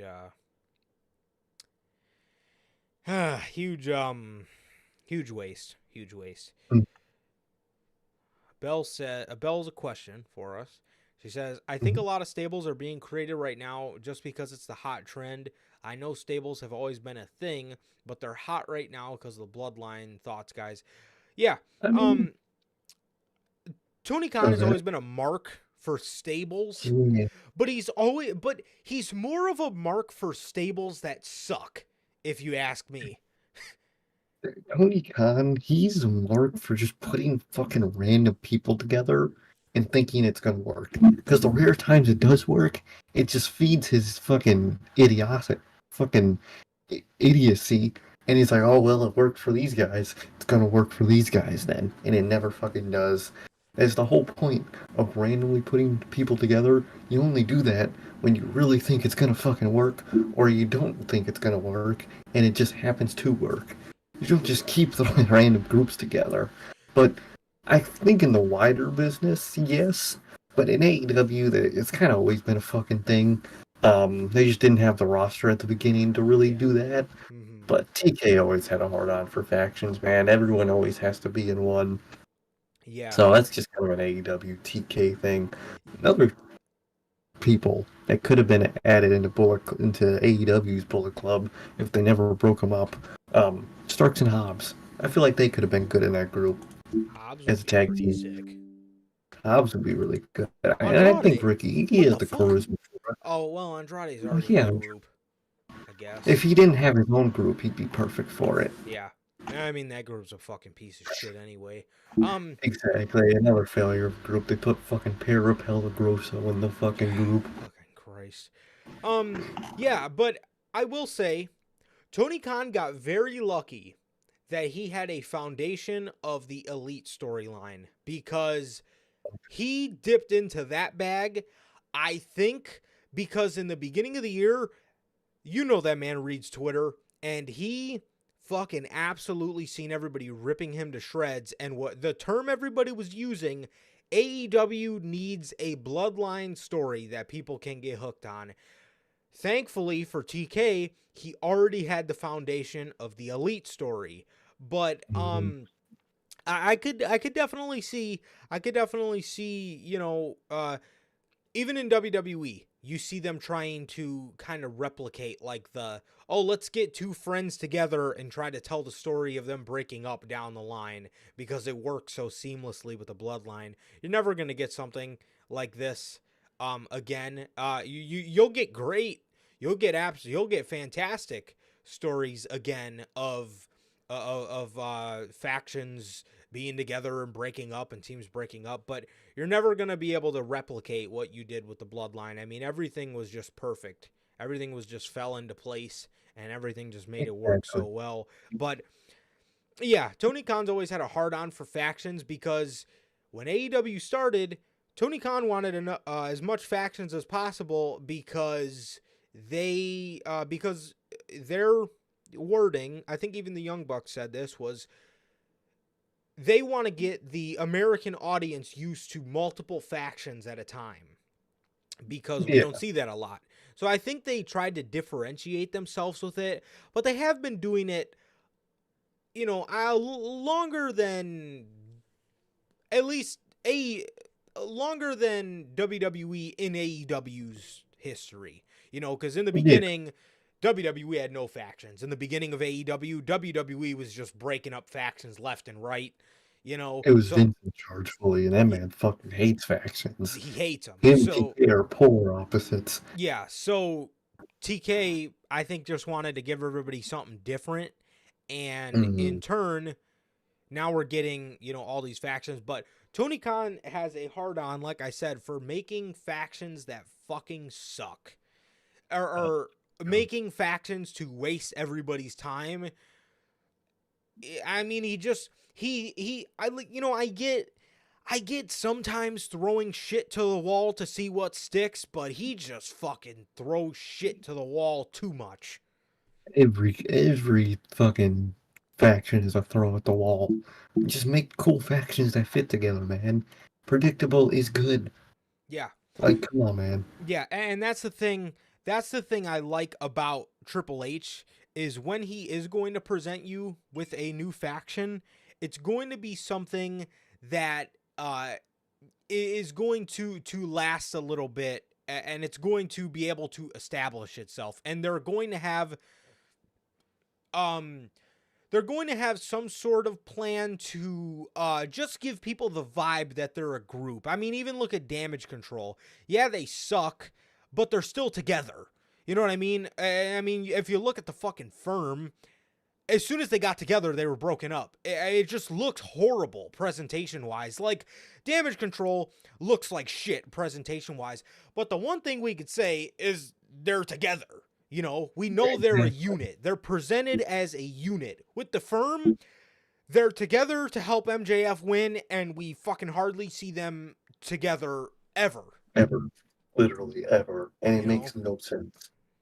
So, yeah, I mean, yeah, so I don't think it's because of the bloodline. I think Tony Khan pulled the ace out of his back pocket, and he's very lucky that the Elite have given him a foundation off the past couple years, because if they didn't and they just started that story up out of nowhere, it would have looked like a carbon copy of the bloodline.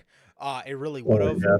But, you know, because they had that foundation, it differentiates itself, because we know the story being told there, and it's different from the bloodline. And it's also at different points of the bloodline. You mentioned it a couple weeks ago on Unscripted. As the Elite comes back together, the bloodline falls. So they're at two two different spots of the elite were in like the middle of the 7th inning with their story, and the bloodline is fucking, like Roman Reigns said, the bloodline's at fucking bottom of the 4th or top of the 4th Literally. inning. So, you know, still got a That- long way to even go for the bloodline. exactly. It's not the same story. They are at completely separate points, man. And just because they both, broke up at one point, or the bloodline is just starting now to break up, does not mean it's the same story. They broke up for completely different reasons. Yeah, absolutely, absolutely. Um, yeah, yeah. But to answer your question, I think Tony Khan just has a hard on for factions, and he has a hard on for also not knowing how to present a faction at all. He really does. That dude does not know how to do that in the slightest. Yeah. Um. Yeah. So. I believe that is all of the AEW news we have for today. So jumping back over to WWE. Jumping back over to WWE for a minute. Well, for the rest of the show, pretty much. We originally had a story that WWE was going to be presenting us and updating some new belts, and the report was that it was a belt on SmackDown, but the report was also that it wasn't noted, or it wasn't made clear to BWE which belt it was, and we found out this morning because WWE announced that that a WWE Women's Championship presentation will take place on tonight's SmackDown. Recent reports have suggested that WWE will be updating the women's belt to match the new undisputed World Heavyweight Championship and WWE World Heavyweight Championship. So it looks like we'll be getting one for each. We'll be getting one belt that looks like Seth Rollins' title, and we'll be getting another belt that looks like Roman Reigns' title. I'm assuming they'll both have white straps. I'm all for the one that looks like Seth Rollins' title. Even though, obviously, I would prefer them to just make completely unique designs instead of being fucking lazy. That undisputed title just... Fucking, That's why is so it the lazy. undisputed title? Fucking, it's so lazy. Like, not even that it's lazy for me. I knew they were gonna do something like that. You had a lazy idea, and you still lazily put it together. At least make it a lazy format look good. Put legit gold behind it with some textures, man. Make the swoosh black. That looks way better. And don't name it the fucking undisputed fucking title.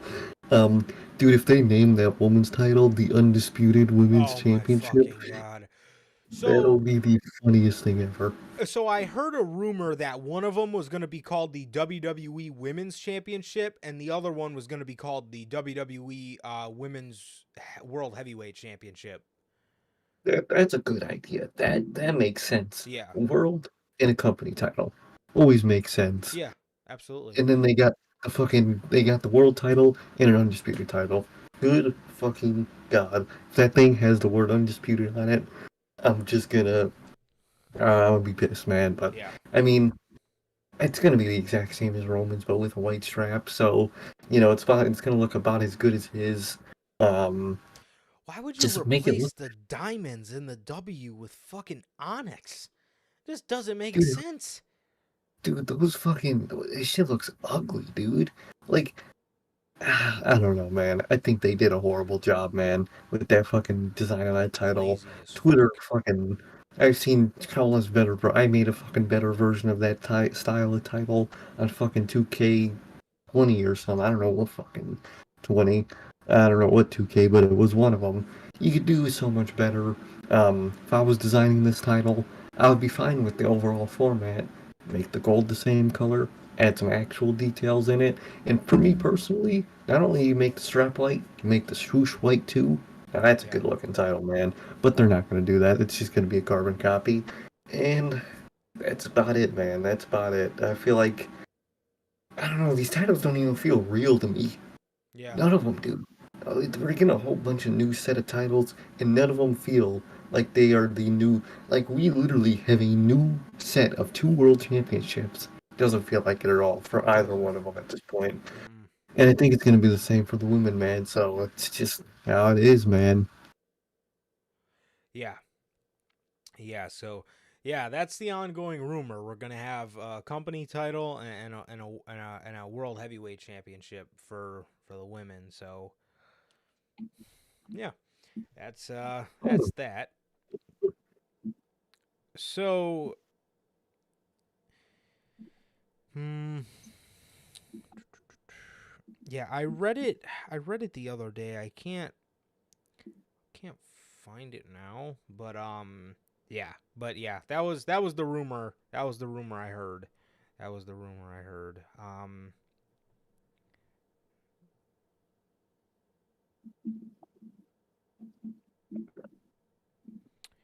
Yeah, which I mean, like we were saying the other day,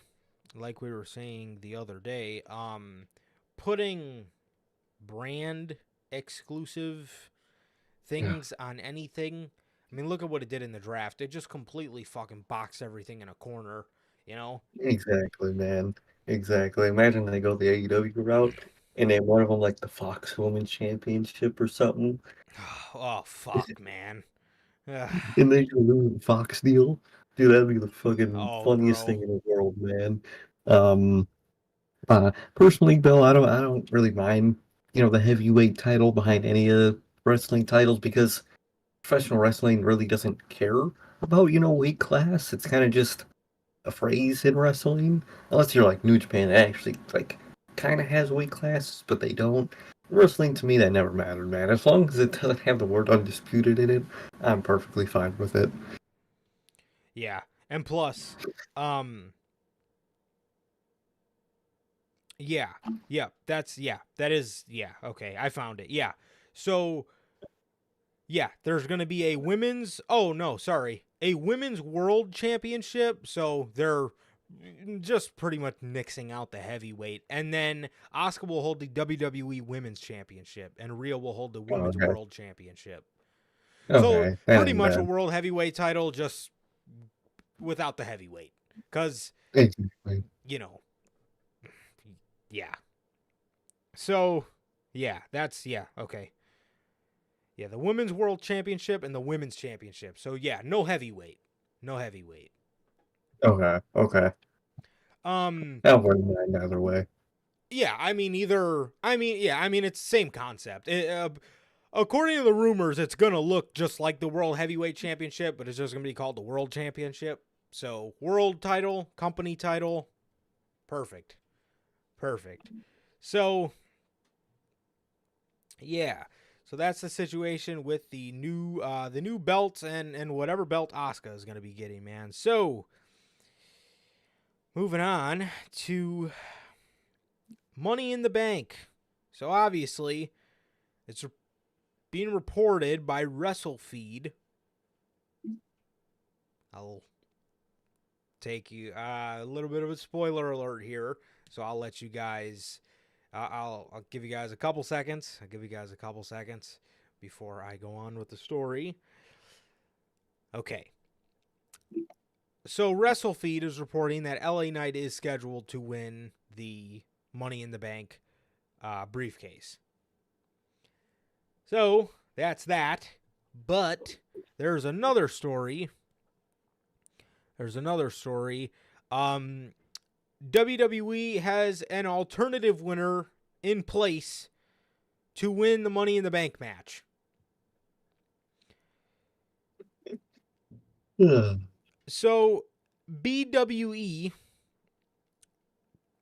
um, yes, so BWE, there was a member of the creative team that he asked about LA Knight winning the Money in the Bank ladder match that let everyone report. Oh, mm, wait, golly, who writes these articles? Okay, so Yes. So BWE reached out to a member of the WWE creative team to ask about LA Knight winning the Money in the Bank ladder match. That let everyone report that. The member of the creative team said, "Let everyone report that they will make everyone look stupid after the match is over." BWE has now changed their report a bit about LA Knight's favorite spot to win the 2023 Men's Money in the Bank match. The proven WWE insider is reporting there is another undisclosed name in the running. All Money in the Bank are still intact from what I've mentioned in the last few weeks. Unless something change, I'll update. Other than that, LA Knight is locked for it, and another name that I cannot tell right now. Fucking rest of journalist. Yeah, lame. And why do you have a plan B?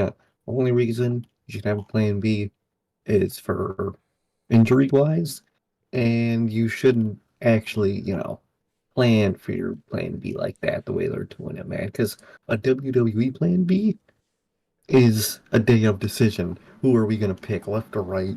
And who knows what they're gonna pick day of, man. So that's a little concerning for me. Yeah, no question. So the only other name that would make a little bit of sense to win Money in the Bank wouldn't make any sense because according to Dave Meltzer, that man's going to be on the show fighting Brock Lesnar in his third outing with him. And that's Cody Rhodes. At this point, I don't want to see Cody Rhodes win Money in the Bank. At this point, I don't even know if I want that fucking guy to win the championships at all. I mean, the time's looking more and more like it's fucking passed him by. It really does, man. You know what's gonna happen? Oh, God. The most pathetic thing in the world is gonna take place. He's announced for the match, the Money in the Bank ladder match. Mm-hmm. But Brock Lesnar also wants a match with him. So he does the Brock Lesnar match that night first, and then a beat and battered Cody Rhodes goes in to the Money in the Bank ladder match and wins with a broken fucking arm. He wrestles twice and probably wins both matches. How about that? Does that not sound like absolute fire? That sounds fucking horrible. Yeah, I could see that, dude. I could totally see them doing some variation of that. He's just gonna walk into the match battered, holding his fucking arm, limping, and he's gonna fucking somehow reach up with a broken arm and grab a briefcase. Yeah, this is just, LA Knight 10 times over. I don't care if you got to keep that man out of the ring and just have him cut promos for the next month so he can stay healthy. I don't give a fuck what you got to do. Do not have LA Knight lose that match. This is your time to push that man. Push him. Fucking, what are you waiting for? The man is 40 years old. What the fuck are you waiting for? And he is a star. That man's got another 5 years left easy that he could fucking give you quality content, and he could be one of your main stars. That crowd, I knew it when he fucking turned babyface in NXT. Dude, that crowd has instantly hooked to that man, and he's over as fuck. And, get him on Monday Night Raw. Have him beat Seth for the World Championship via cash-in. Have that fucking man Bray Wyatt come back and rekindle that feud, whether Bray takes a title for him or not.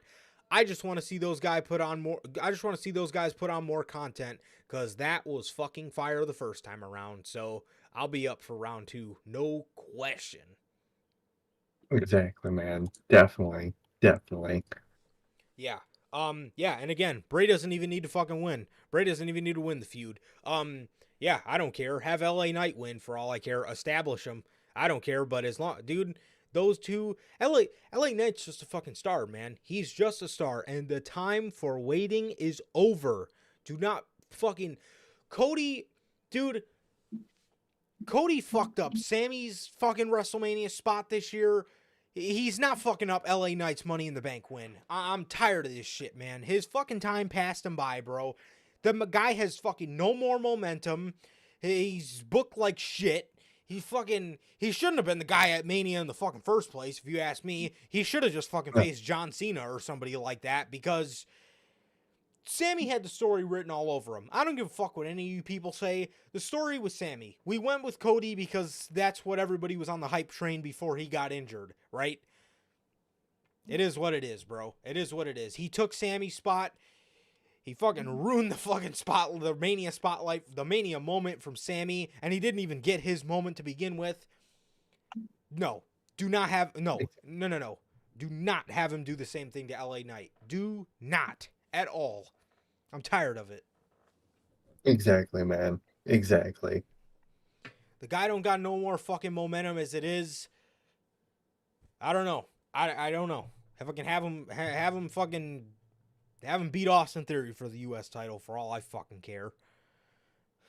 I need another Cody mid-card title run too, just for fuck's sake. Dude, that'll make the memes. That'll just solidify it, man. But let's see how this goes, man. Yeah. It can't be Cody. I'm tired of this fucking guy ruining people's moments. I'm tired of it. It can't be, dude. It can't be. Golly. WWE and Twitch. Twitch, man.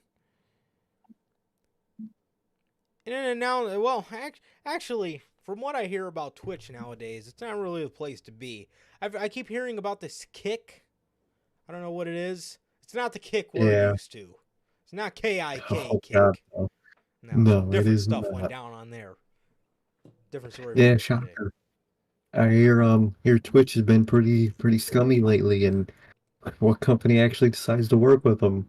One of the scummiest of them all, man. Fucking shocker. WWE. World Wrestling Entertainment. Yeah. Good lord. I wonder what's up with this kick, man. I see a lot of people streaming on Kick. Does anybody have some information to give me about this kick? From what I hear, you could do pretty much anything on there. Yeah, that's what I've heard. They don't really limit your like money or your like creativeness. But I heard Twitch does nowadays. And shocker, they're working with WWE, man. Two financial scumbags working together. Yeah, man. Who would fuck? WWE has made an official partnership with Twitch, signaling a significant development after superstars face restrictions on third-party platforms like Cameo and Twitch. Fans can now connect with their favorite WWE superstars on that platform once again. Good old WWE. In an announcement, WWE revealed that they have signed a multi-year deal on Twitch. This agreement will see the return of the official WWE channel on Twitch, along with popular channels of featured WWE superstars showcasing live and exclusive content. WWE made a big announcement today that linked a deal with Twitch. Now we will have to wait and see what to look forward to. Yeah, that's that. Good old WWE, man. Good old WWE. Mm-hmm. So if you want to, that's the thing I hate about this kind of shit, man. WWE, like, those, like, during the pandemic, some of the most entertaining clips were, like, just, like, hot takes that, like, fucking, like, AJ Styles would have, and, like, people would clip them. Yeah.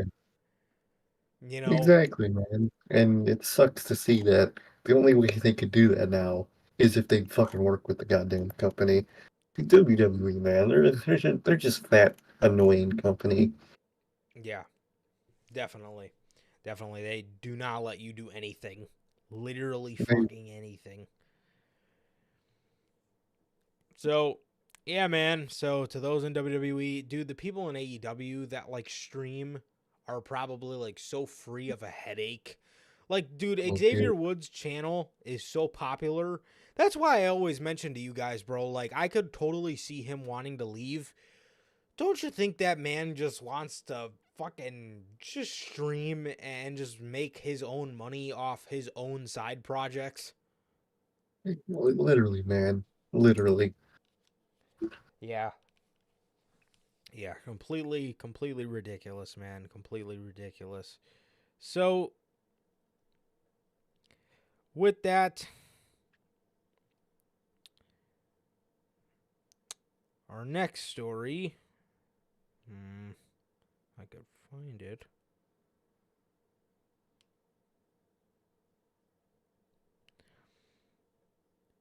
All right, man. So our next story, before we get to our final story, Seth Rollins versus Finn Balor is being rumored to take place at WWE Money in the Bank. Yeah, talked about this a little bit on Monday. This looks like the way they're going. I've also heard rumors that WWE is thinking about slowly breaking up the Judgment Day and replacing Damian Priest with JD McDonough to because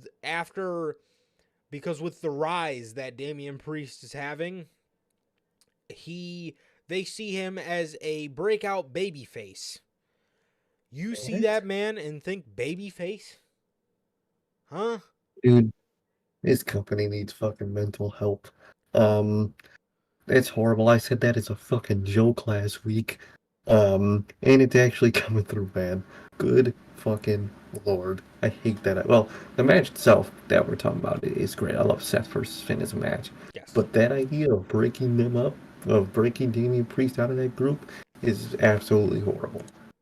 Yeah, it's just a rumor as of now, but my lord, that is atrocious. Dude, first of all, like I said, how do you look at Damian Priest and see a villain or a babyface? Considering the fact he just did a match with Bad Bunny and he did a fantastic job antagonizing that man. Fantastic. Literally. Exactly, man. Exactly. And you want to make him a babyface. That man is one of the original members of Judgment Day. Literally, man. Literally. Okay. Yeah, that doesn't make any sort of sense. And for our final story, yeah, man, you guessed it. And don't match. Dude.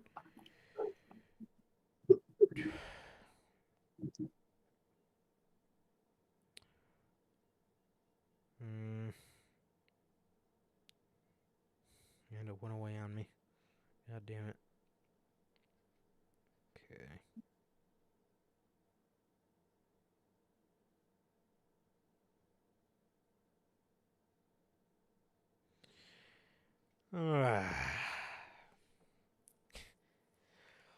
Cody Rhodes versus Brock Lesnar 3. Oh, also, yes, Seth versus Finn. Great first match for Seth. They're going to put on a banger, get Finn in the UK. Yeah, should be awesome. As always, those guys always deliver. But anyway, Cody Rhodes versus Brock Lesnar 3 is planned for SummerSlam. Fuck yeah. Hell yeah. Dude. Hey. Holy shit. Oh my god, dude.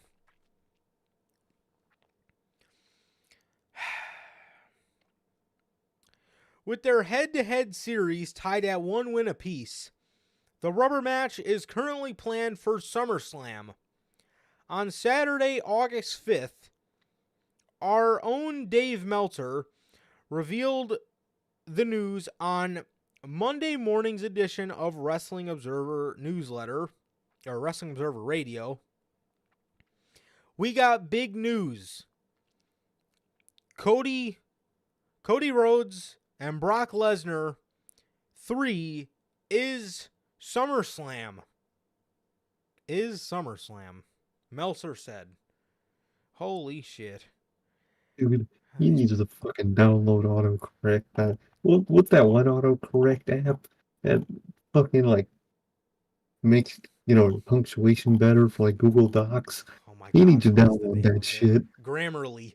That's what Yeah, it he needs is. fucking bro, that man needs fucking Grammarly in his fucking life. Yeah, that is his wording. We got big news. Brock Lesnar, Cody Rhodes is SummerSlam, Meltzer said. SummerSlam, Ford Field, match number 3. He continued. What is he, a fucking caveman? Does he fucking talk like that? Brian Alvarez would later go on to say on Wrestling Observer Live that the match will carry a stipulation that we haven't seen in a while. He says it's not going to be a straight match, Alvarez said. They've got some sort of stip that allegedly we have not seen in a while. To me, we have not seen in a while. That to me means not Hell in a Cell. So I wonder if that. I wonder what stip they may. I wonder what stip might be coming with. I wonder what stip that might be coming with for the third match between these two. I hope it's not Ring of Fire. Why the fuck would it be a Ring of Fire match? Why would you even guess that? What? Like, what? That's That's like saying one. it's gonna be a fucking first blood match. Yeah. Like what? Oh, I seen people trying to throw that around like WWE's gonna produce a first blood match. WWE, if you see somebody bleed on WWE television, 9 times out of 10, it's real blood because it was an accident. This is a legit accident, and they fucking switched to black and white within a millisecond. Yep. That's one I don't need to see again.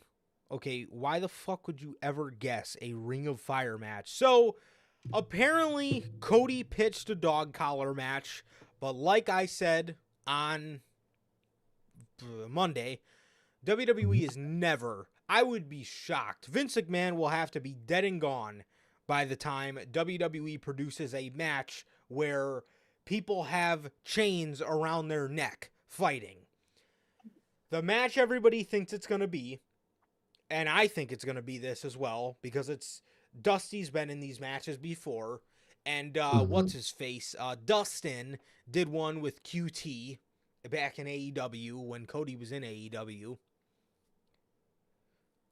Dude, It's gonna be a it's strap match. going to be not a strap, same concept, but instead of the strap, a Texas bull rope match. He's been making fun of Brock being a cowboy, right? You know, Dusty's been in Texas bull rope matches. We've seen Cody and Seth pull out the Texas bull rope in their Hell in a Cell match. They each just have a rope tied to their wrist, and it's got a bull, or it's got a bell on the end of it. Yeah, It's gonna be a fucking Texas bull rope match. that is horrible. Dude, imagine that. It literally, you're just gonna hear fucking jingling the whole fucking match. Like, it was 'Cause cool. It was cool when they brought it out in like the Hell in a Cell, because Seth's whole, Seth was dressed up as Dusty. He had the polka dots, so he pulled out the bull rope to get in Cody's head. Really? A fucking Texas bull rope match? I mean, it's not confirmed yet, but if that's my guess, that's the closest thing WWE's letting. The closest thing WWE will get to a dog collar match is a strap match. And what's a Cody/Dusty version of that match? Same thing, except replace the strap with a rope. And that's it. Dude, it sounds like complete dog shit, man. No pun intended. Uh, that sounds horrible, dude. I do not want that at all. I don't want a third match to begin with, let alone one of these, man. So I'm dreading that shit. Yeah, And sucks. dude, they're gonna tie it around the fucking broken arm, and Cody's gonna fucking win the match anyway. Who fucking cares? Well, Cody could do anything, man. He just he just gets put in Kimura locks by Like by Brock the most Lesnar. the most nobody too dangerous, just the most decorated fucking athlete in combat sports ever. Literally. And he just just gets put in a Kimura for half of the fucking match, like 3 minutes, and with a broken arm, and he doesn't tap. A broken fucking arm. He just goes to sleep. Fucking What? pathetic. And he's fucking hitting Miz with the cast like his arm isn't broken, like he's not using his broken arm that he should be recovering as a weapon. Fucking pathetic. I swear to God, man. It is so fucking pathetic. And that match is going to be so pathetic. And I'm dreading it. Me too. Well, August 5th, man. Me and you and the boys, we're going to be watching a fucking Texas bull rope match in Michigan. I don't know if I'll be watching that fucking shit. But hey. Fucking. Oh, wait, no, it's SummerSlam. Never mind. I'll be watching that shit. Sadly, I'll be watching that shit. I don't know why I thought it was Money in the Bank for a second. I'm dreading it already, man. Yeah, absolutely. Absolutely, bro. Absolutely. Yeah.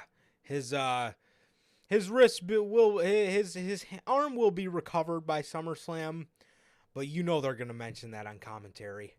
Cody has dude. the rope around his freshly repaired right arm. Oh my God. Fucking What? save me. One hard hit and it could just break right again. Dude, I'm fucking dreading that shit. Fucking ass, dude. Ass. Oh my God. So that's all the news we got for today, man. Unfortunately, that's all the news we got for today. And with that, yeah, I mean, as far as Money in the Bank, well, we got one more spot on Raw and one more spot on SmackDown, so See how that fucking gets built. yeah, I could easily see Cody Rhodes Cody is going to be that guy. He's going to be the last guy because that's the only way they're going to put him on the show unless they fucking put Cody Rhodes against Dominic Mysterio. And if that's the case, it's done. Like, no, the world title shit has passed him up. It's not happening. It's not happening. Unless they're using that as a ploy to get him to sign on for another 3 years.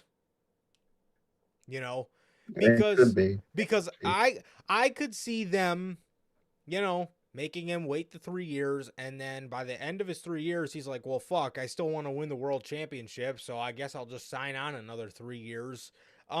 Which, when he's being used right in WWE, I think he fits better in WWE. But when he's being used like this, fucking makes me want to see the man fucking back in AEW in no time. Even though I was not really a fan of his work in AEW, and I feel like it will go back to that. So he's doomed no matter where he goes. Yes, that's Cody. I could see them using that as a ploy to get him to sign on another 3 years. Well, you still want to win your world championship, so you sign on and we'll put the titles on you. Dude, but yeah, there's one more spot on the Raw side. Dude, I could see Cody getting the last chance spot. I don't know if I could see... Oh, we lost Sir K there for a second. Oh, he's back. I could see them putting Cody in Money in the Bank and having Brock screw him out of it. Yeah. You know it. Yeah, I could see that happening. Because I wouldn't put Dominic in Money in the Bank because No, he ain't like that. Yeah. You gotta put believable people in that match. Yeah, 100%. That's the only reason why. In terms of like the psychology of the match, I think it would be okay to put him in there because every time you would tease him just reaching for the briefcase, it would just get mad heat, but he's just not believable yet. But I could absolutely see them putting Cody in there and Brock screwing him out of there and accepting his open invitation for a fight that Cody gave him. And then they're going to make the official fight at SummerSlam. And Cody's probably not going to be getting another title shot until WrestleMania. Even though I could see him, like, I could see them, like, throwing him in, like, the fucking whack feud with LA Knight. Oh, I could see that. Yeah, but I don't know, man. I don't know. It is a mess. It is a mess. This shit with Cody Rhodes, if you ask me, dude, the time it passed him by. The momentum's gone. The moment's gone. It's never gonna be how it was if you would have did it this year. Literally, man. Literally. Yep, a notch under the Tribal Chief's belt is all that was. That's insane. So That's insane. yep, white hot baby face squashed it, squandered it. So yeah, man. Shocker. And with that, that is going to do it for this edition of the Notorious Heels podcast, man. Thank you guys so much for hanging out with us, man. And yeah, so with that, yeah, man, thank you guys so much. We love and appreciate you guys, man. It's been a roller coaster of a day for me, man. And you guys always, you as well, Sir K, always lift me up, man. So you guys are the best, bro. You guys are the best. I appreciate it. I appreciate it very much, truly. So yeah, man. Thank you guys so much. We love you guys. We appreciate you guys. And it has been always a pleasure for my Johnny Mayhem. And Sir K. And that is going to do it for this edition of the Notorious Heels podcast. This has been episode 164 of the podcast. Ladies and gentlemen, please like, comment, and subscribe. And we will see you guys on Monday with Notorious Unscripted. Peace.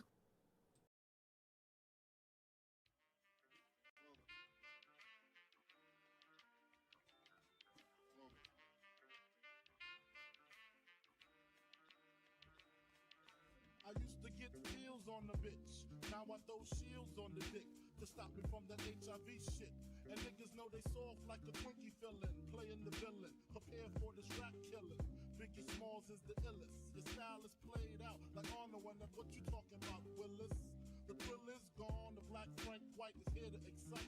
Throw dick to dice. Bitches are like I'm brainless, guns are like I'm stainless steel.